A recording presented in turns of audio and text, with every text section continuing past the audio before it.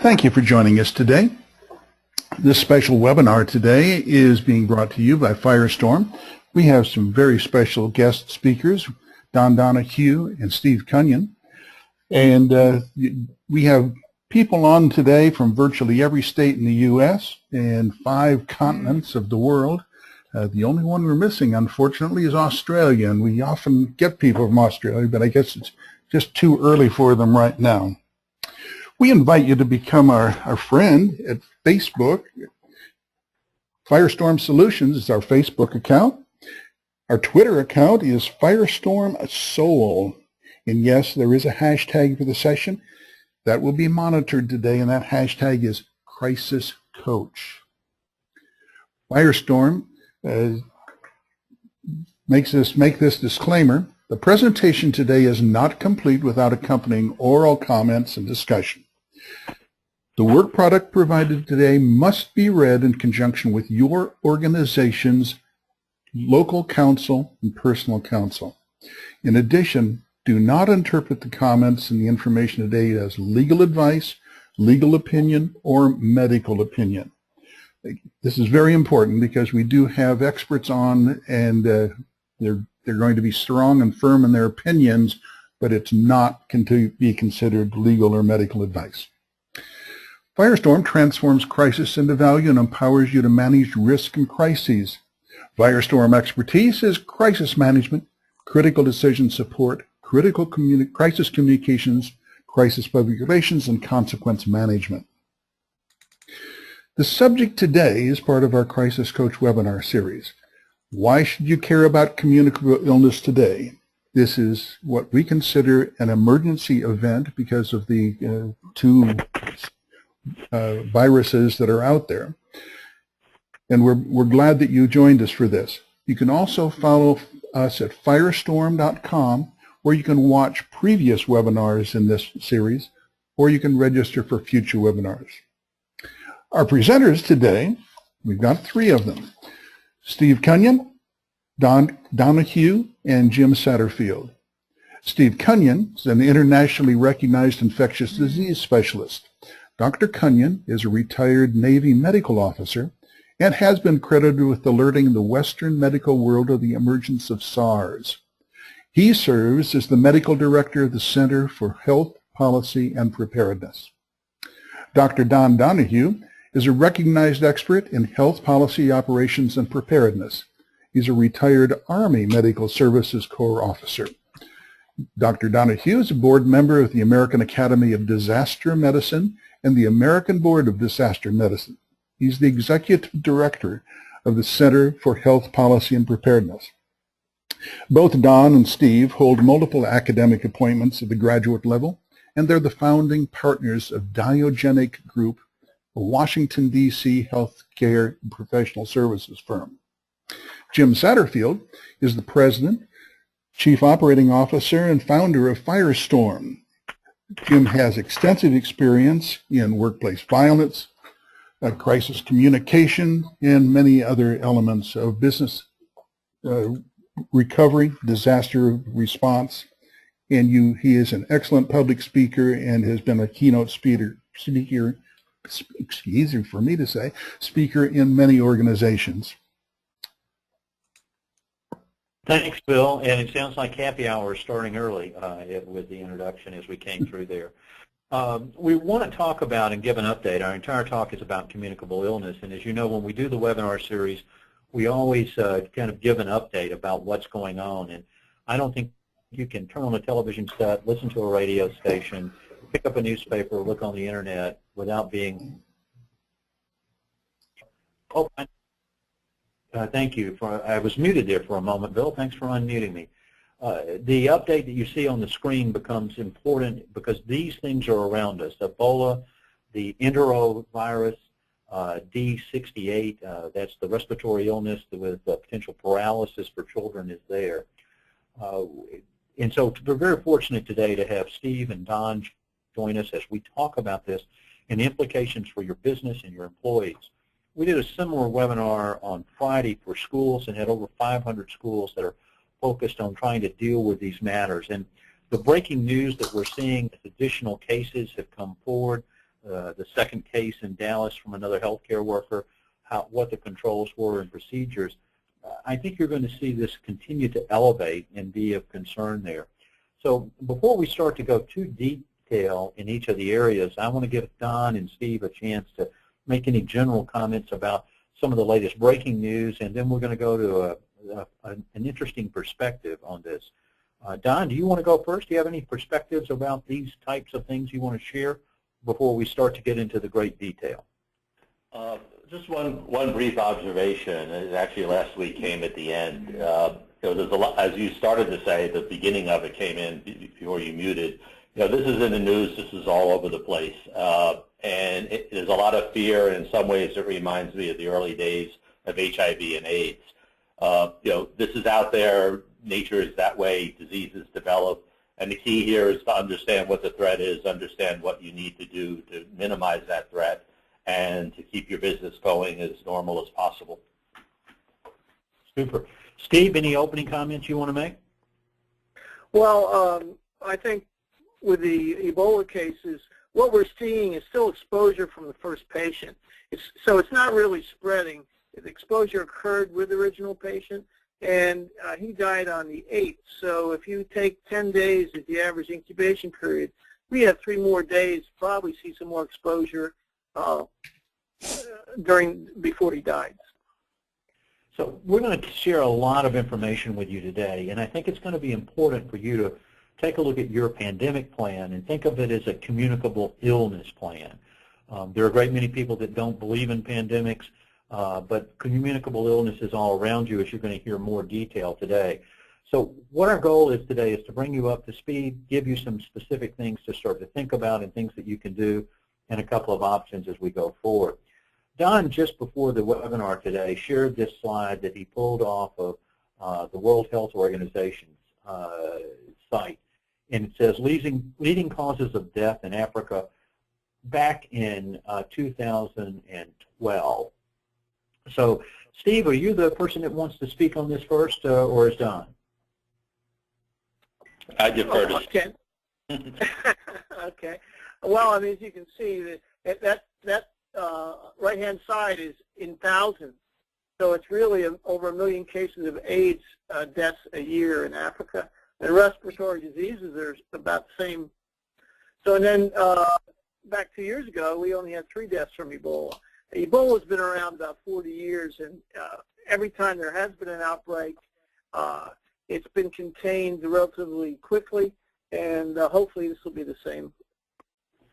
So obviously this is exploding, and that's the issue that brings it to everyone's mind. Let's go a little bit deeper into Ebola and talk about the factors on it. So I'm going to bring up all of the points on the slide and listen for your comments and then draw a conclusion at the end. So who speaks first? Well, this is Dr. Cunnion. Ebola is spread like most blood-borne diseases, and that is by bodily fluids. And that means anything from vomit to urine to diarrhea to sweat, tears, and of course blood. And it's spread from, it comes out of the environment from animals, those called zoonotic infection.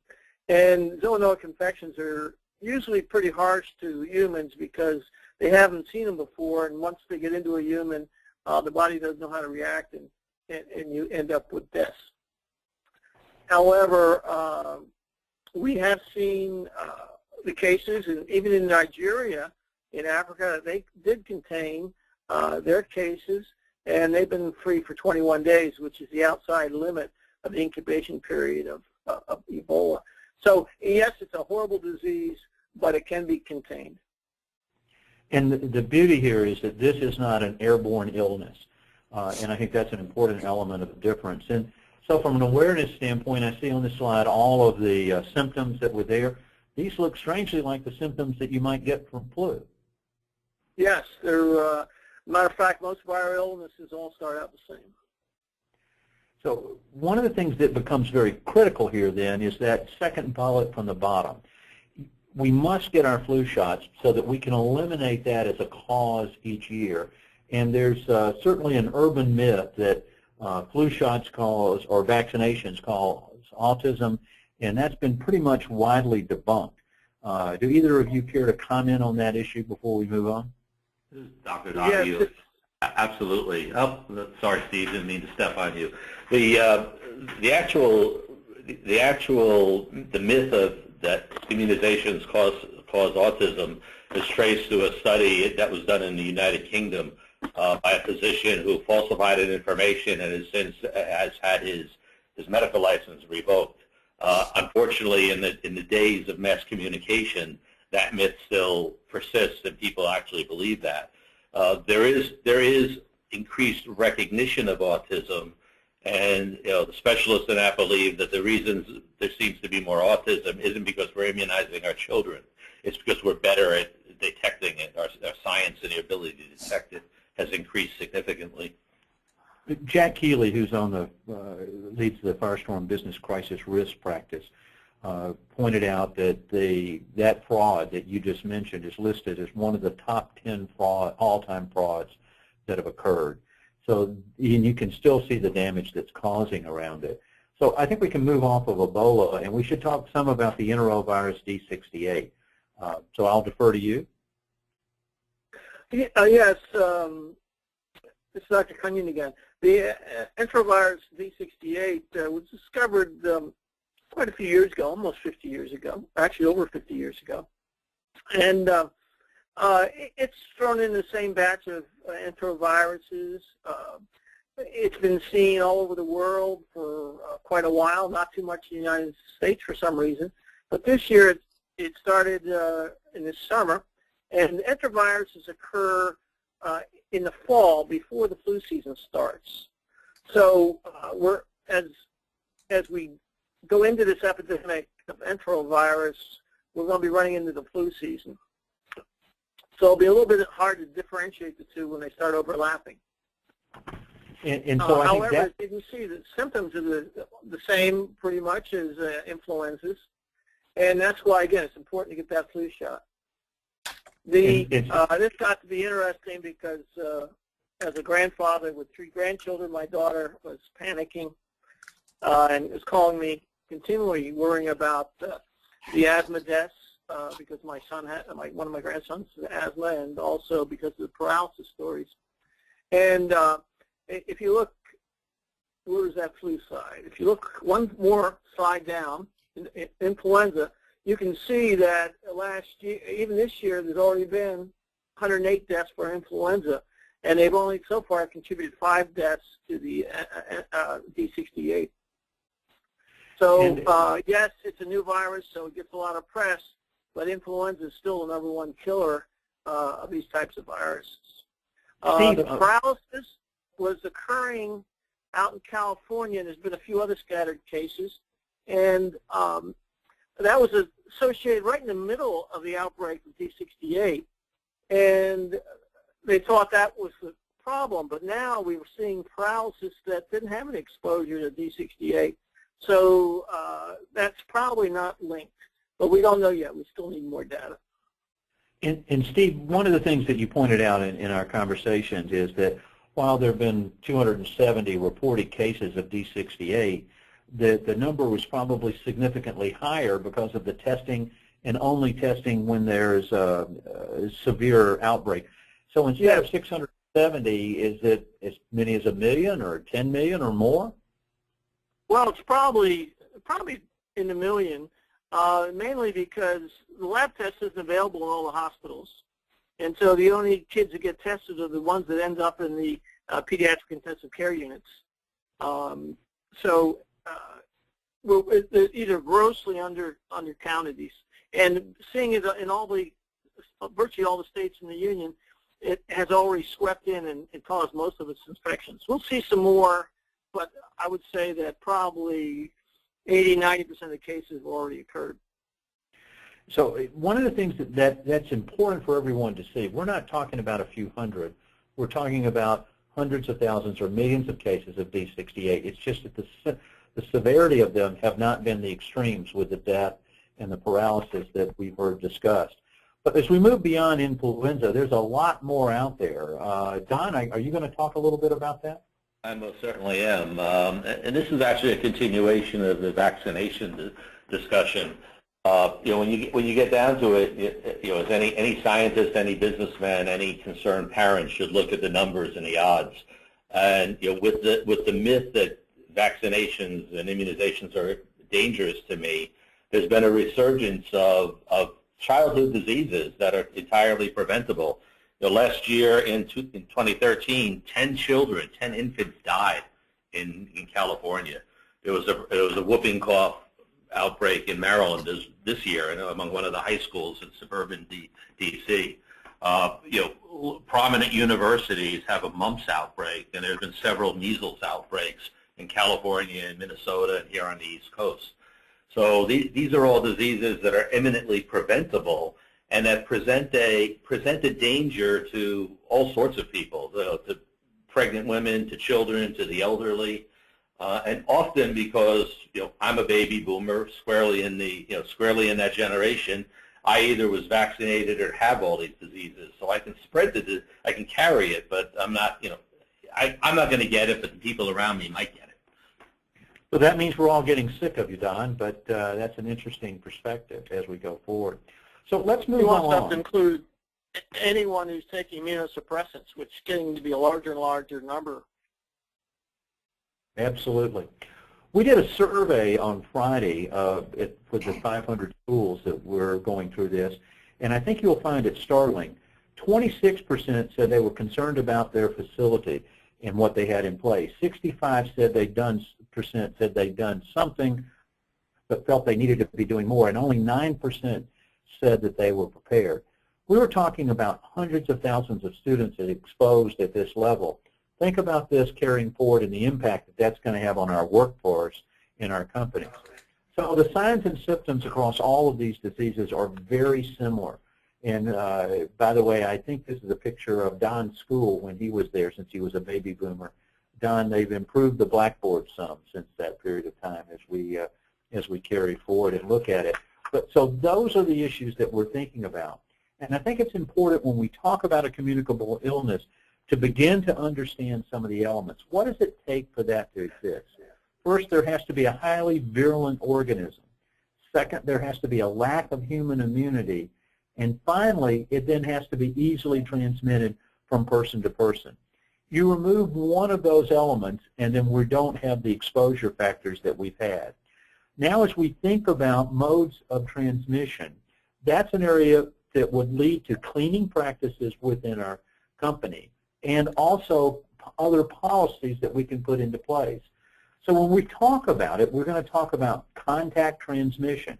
Could be the direct contact, like the Ebola that we've talked about, or indirect, where you're touching a surface where those would be, or a droplet transmission from a sneeze, and then finally airborne. Now, the Ebola is not airborne at this time, but other types of infectious diseases are. So this starts to tell us what we need to think about within our company to be prepared in each of those areas. So when we think about a flu risk, who is at risk? And in looking at this, the Centers for Disease Control, look at that gold bullet there, persons between the ages of 6 months and 24 years of age. Sometimes we think about people that are older being more susceptible than younger people. The quote down at the bottom from the Rear Admiral, children and young adults, pregnant women, people with chronic health conditions like asthma, diabetes, heart disease, neurologic problems, and immune suppression issues. Those are all individuals that are higher at risk within your workforce and within the families of your employees that we would be concerned about. So as we're going here, this is going to be something that hits directly in the target of the working forces in America and would have an impact on our organizations. But preparedness can make a difference with it. And if you look at these, and we've talked about the vaccinations and the antiviral programs, but I would direct your attention to the chart, and it's the white with the blue with the two covered areas there on the right of the screen. Don, are you going to speak to that chart? Either of us can, but the chart, the sort of slanted bell curve there is a classic epidemiological curve, and it shows, time how many people are infected and how many people actually become ill. And the light blue is a typical run of a flu outbreak in any given year. The dark blue indicates if you have early intervention, and that could be immunization, social distancing. If one of your workers is sick, send her home. Don't force people to expose other people, and the impact is just greatly reduced. And this is classic. It has been proved time and time again that early intervention, the earlier intervention, minimizes the impact. Many of us, when we talk about business continuity, and you'll hear people say, well, what are the metrics? What's the return on investment? If you look at this specific chart, it shows a significant reduction that can happen when you put plans in place, when you do this. We're all used to, well, he's only a little sick, he'll come in and get this done. In this environment, that's exactly the wrong strategy to carry forward. So there's a variety of communicable illness out there, and you're going to see many different things come up on the screen to think about, even the dengue fever as it comes through, with MRSA staph infections that are in our hospitals. We've seen in El Paso tuberculosis in a newborns area. There's a tremendous impact that it would have upon our business. A breakout of meningitis would certainly affect your organization. So that's what we're talking about, all of these and more, even the childhood diseases that we discussed earlier that we're focused on. Well, where do you go to get information? Where do you go to understand? On a federal level, you see reported from the Centers for Disease Control and the government authorities, you can see on a weekly basis where the activity is high. This is one of the first things I want you to do as a takeaway today. You want to be concerned when it's in your area. So in this slide from earlier this year, you see when the high level of activity in Texas, then that's an area in that region, and so you would take a more elevated response to what you would need to do instead of a part of the country where it's very low. A later one you'll also see in telling you about those implications. So as we focus on this, there are critical decision factors that you must make within your company, and the time to make those is now. So today we're going to go through predict, reviewing existing policies and benefits, plan, developing the plans and procedures, and monitoring will be one of the key elements in the predicting of what's going to happen, and it will also trigger the activities in your plan, and then perform training and testing as we go forward. So as we get started, we want to focus on a roadmap, and a roadmap here is you really got to touch these bases as we move forward. You won't buy in at the senior levels in your organization. I did an exercise last week with a public energy company, and their board had directed management to put a communicable illness plan in place. This is a governance fiduciary responsibility that you're seeing across each of those areas. So putting that in place, doing the impact assessments. We regularly do business impact analysis when we talk about a business continuity program, but thinking about it specifically in communicable illness because the target will be the workforce and the impacts there. So here's kind of a roadmap if you're looking to get started.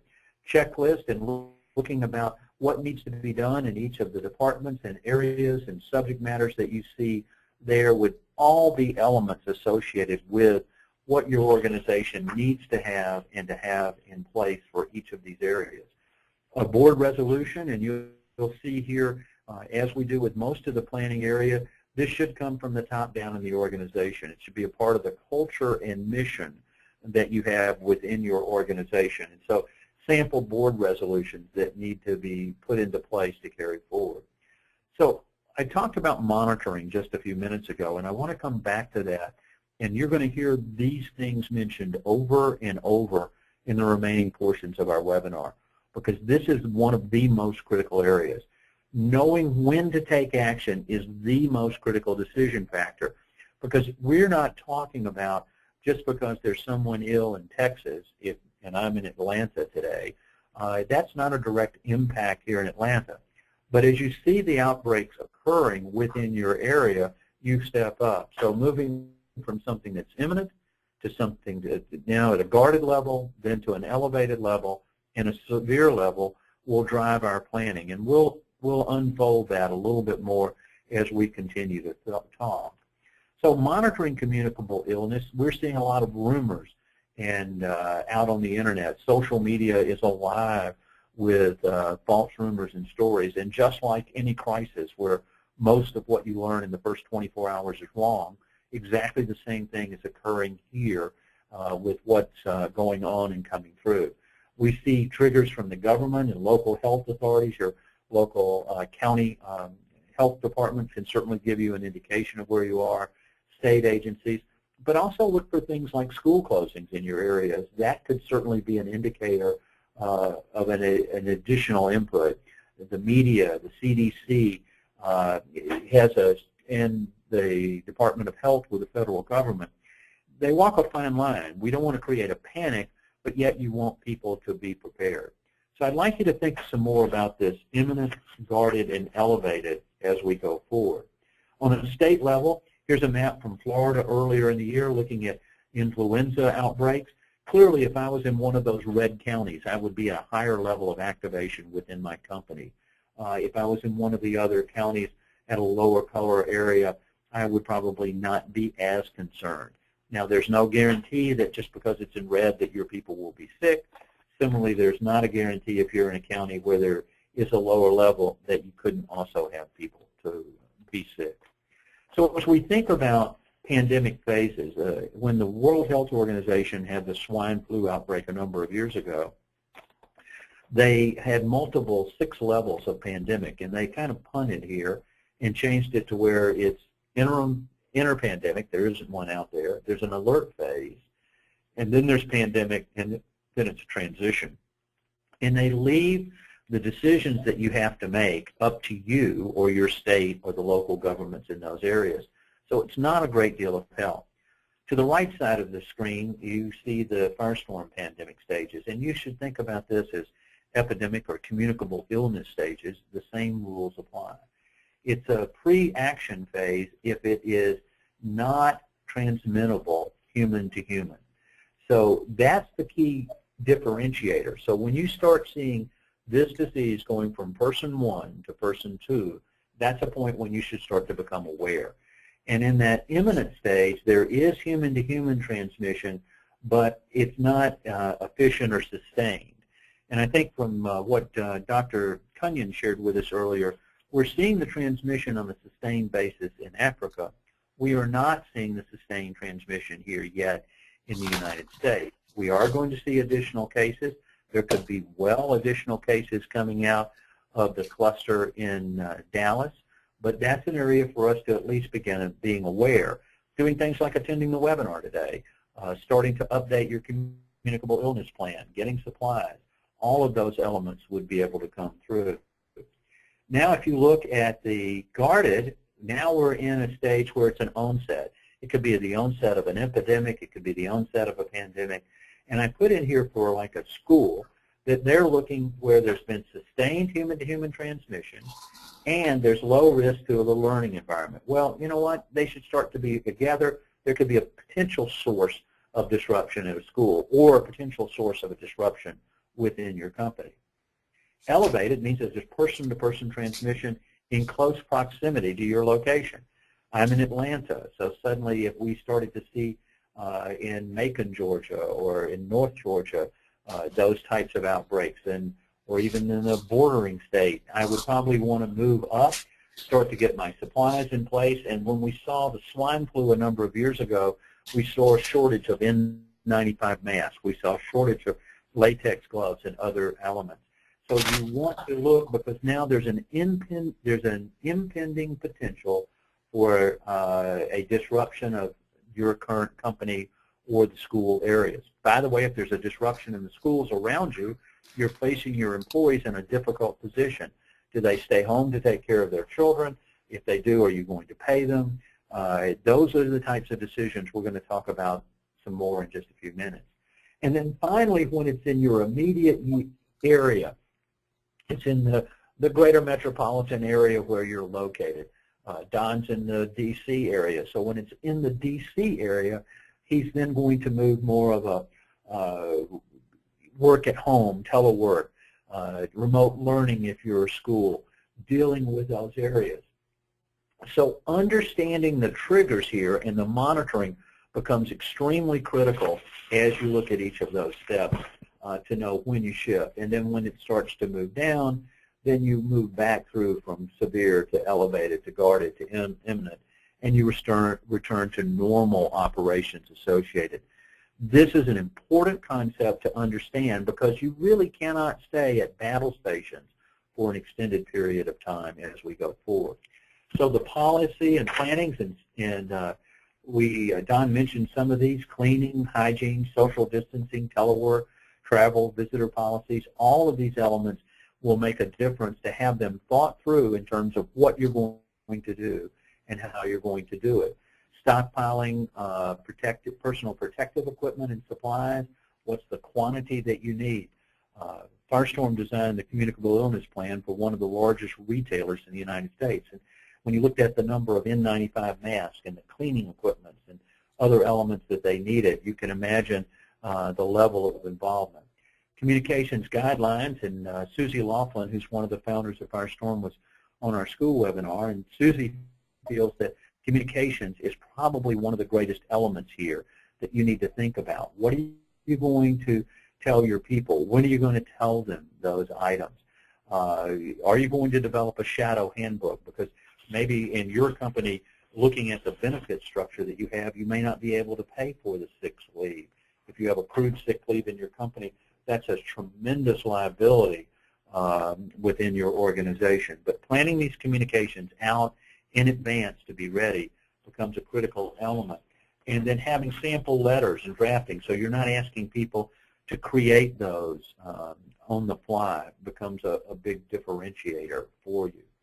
The policies, how are you going to empower people not to come to work? If you're going to not pay them and they live paycheck to paycheck, they have an incentive to come in, and that's an important element. Are you going to pay me if I stay home because I'm sick? Are you going to pay me if I'm staying home because I have a child in my house that's sick or a family member? Are you going to pay me if I'm just afraid to come to work because I'm afraid I'm going to catch this? If I do come to work and catch it as a result of coming to work, is that a workers' comp claim as opposed to a health benefit? This is where the whole idea of a shadow handbook comes into place. In looking at a retailer, their CFO decided that he wanted a kinder, gentler pandemic. And retailing is one of those businesses that can tell you about sales this week to last year, if it's a rainy day, if it's a snowy day. And in making the assumption of a kinder, gentler event, he figured not too many people would get sick. They wouldn't be very ill. They wouldn't be sick very long. And he found that when he put it through his financial models, that the company would be bankrupt within 30 days. So there's a direct financial impact to these types of events as you start to plan and go through and look at the questions. Benefits of workers' compensation, disability, Family Medical Leave Act, health insurance, and how they come into play in each of these areas. There's a whole series of questions that you must look at your policies, procedures, and benefits to determine the financial impact on your company. People are also going to be looking for money in one of these areas. They're looking for, if you're not going to pay them, if they're on unemployment, do they get unemployment? You'll see runs on 401ks, which can suddenly place the 401k in jeopardy as a result of that. So the source of funds will be a particular concern to your employees as they move forward. Legal issues, the American Disabilities Act, I point out to you there, the HIPAA requirements. You're not going to be able to say that this employee is sick or that employee is sick. It's going to make a critical difference. Whistleblowers, you're seeing right now some of the nurses unions talking about our people haven't been trained in these areas. That happened to a union in New York that people that clean airplanes, that they're concerned about the exposure. By the way, I'm reminded of the airplane flights that I take, and I don't know about the ones that you take. When I put the tray table down in front of me, I'm always impressed that that's 100% clean. You could eat off of it. It's been sanitized. Not so much. And then when you get up from your seat to go to the restroom on the plane and you walk down and you enter the restroom on the plane and it's got a jacuzzi tub and a travertine shower and a great deal of broom. No, it's a small, cramped space, and sometimes you feel you have to clean it before you can go. So even those things that are surface contacts, that's why that mode of transmission becomes so very important. Also, how you clean becomes extremely important here. There was a football team in New Jersey where they thought they were having an outbreak, and so they cleaned the helmets and the uniforms with a caustic substance, giving rashes to all the football players in those areas. So there's a lot to think about as you look at this, and if you're a union company or with all the other requirements. Also, your BIA that you've done, your business impact analysis, has identified your critical vendors. Those critical vendors that you're sole source, that they're single providers for, those are single points of failure. Have you looked at their communicable illness plans, and are they going to be able to deliver the services that you need? For example, in a banking environment, who delivers the money to the ATMs, and what's their plan to be able to do it? Because in a banking environment, in a communicable illness outbreak, you're going to either not allow or limit people coming into the branch offices. You may limit it to drive-up, or you may go from drive-up only to ATMs. And then there's the question of what about people that need to be able to get into the bank to go to their safety deposit boxes. Identifying the business issues and functions within your organization and how they're impacted in a crisis from a communicable illness event becomes absolutely critical. So looking at this planning, you need to develop or review the list of things that you see here. There are plans on how we're going to pay people, if they're going to be incentivized for coming in or incentivized for staying at home, wellness strategies, policies, communications, all the various ones that have to be put in place to talk about it. Will your business interruption insurance respond to a communicable illness outbreak? How would that be maintained as we move forward?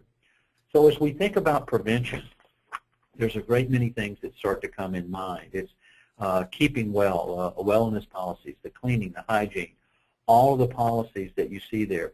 Just opening the windows if it can help with ventilation and reducing the exposure. Go to a flex time. If you're in an office environment, maybe you have some people coming in certain days a week and others working from home certain days a week. We're spreading out how they're staggered. How can we go to teleconferences? For example, we're doing a web meeting today with you. Where can that technique be used to carry forward with it? Protecting yourself to spread that. Look at the washing your hands for 15 to 20 seconds. Everything your mom told you when you were growing up is important. And 15 to 20 seconds is the equivalent of singing the happy birthday song as you're washing your hands. And Dr. Cunnion pointed out that as you change locations, you need to either use a hand sanitizer or washing your hands. So if you're moving from the conference room back to your office or to another meeting or going on a break time or coming and going to lunch, all of those elements. And the last one there, seek medical advice immediately. But recognizing if we have a communicable illness outbreak, as few as a few hundred medical emergencies will overpower the emergency rooms in your city. Atlanta has 6.6 million people. It would take probably 400 or 500 people to overwhelm the emergency rooms and the response capabilities. When you think about it then, someone in an automobile accident who might have lived otherwise would not because they couldn't get through. Someone with a stroke or a heart attack would be impacted, and the difference would be there. So the monitoring, the communications policies become important. What are we going to say when we're going to close? How are we going to deal with each one of these areas? And look at the sources where people are going to go. They're going to go to your website. They're going to go to your notification systems, the email alerts. You may want to set up an employee-only Facebook page where you can communicate with them that specific information that's occurring. The monitoring and the triggers here become very critical for you to understand which one of those stages that you're in fact are in. Clearly look at the government and your county health departments and what's going on in your state. Again, location, location, location, thinking just like a real estate agent at this point. Look at internal tracking, absenteeism due to flu symptoms, spikes and other activities that are occurring within it. Look at the events that are going on in surrounding businesses. Are you seeing bank closures or runs on the bank? People are looking for money. You see food or fuel shortages. Here in the South, if we have 2 pieces of snow, then all the grocery stores sell out of milk, bread, and eggs. These are all derivative variables that you can monitor in your local market to understand what's affecting the people around you. Then you'd want to organize those triggers by the pandemic stage, identifying the trigger, what to monitor, and who is responsible within your organization to carry that forward. And then the same thing would apply to infection control, changing it and elevating it as we move from the guarded, elevated, and severe actions. Then you've got to test, train, and maintain your plans, just like with any others. You don't want the first time that someone opens your communicable illness plan to be in the middle of that. You need to test it at least once a year.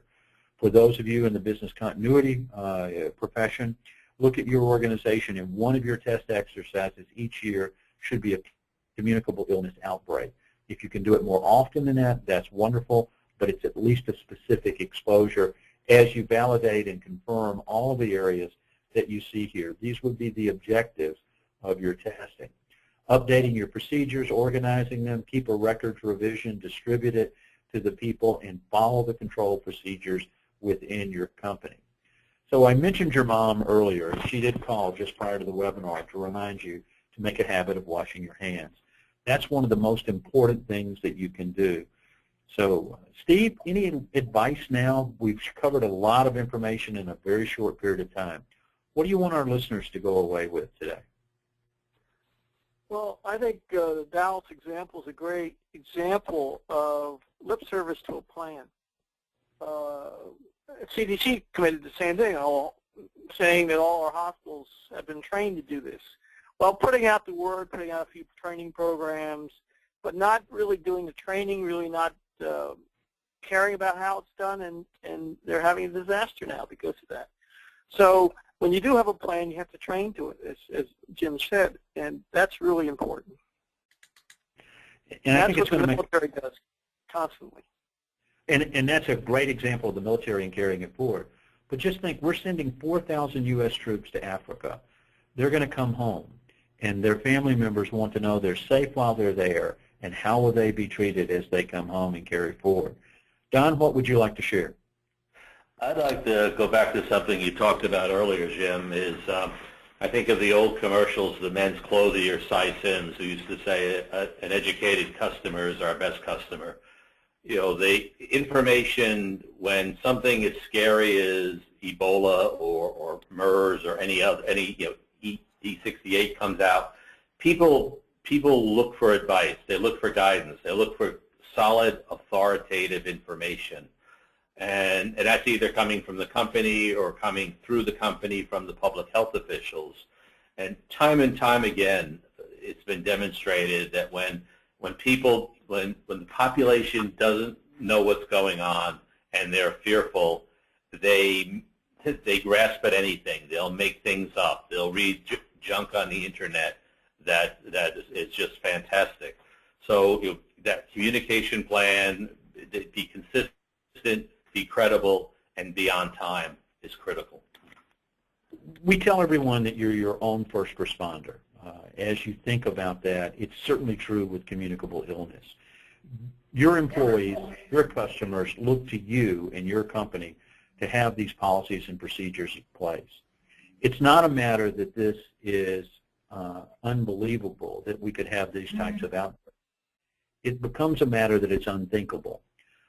I've said in a couple of webinars and quoted Dan Brown in his new novel out, Inferno, where he defines disaster denial in it.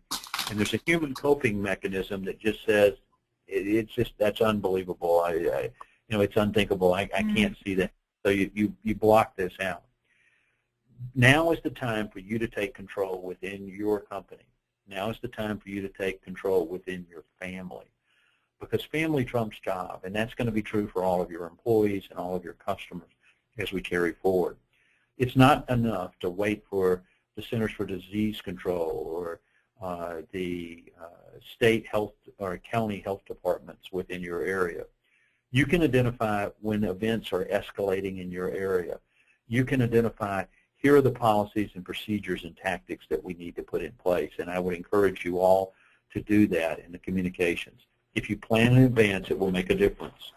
When swine flu started in Mexico a number of years ago, we noticed that the Catholic Church canceled services. We noticed that soccer matches were canceled. We noticed that malls and movie theaters were all being closed in Mexico. And that would told us that something was happening there. And so we shared that information with clients and with those in the media that then was the time to take action. The time to take action is now.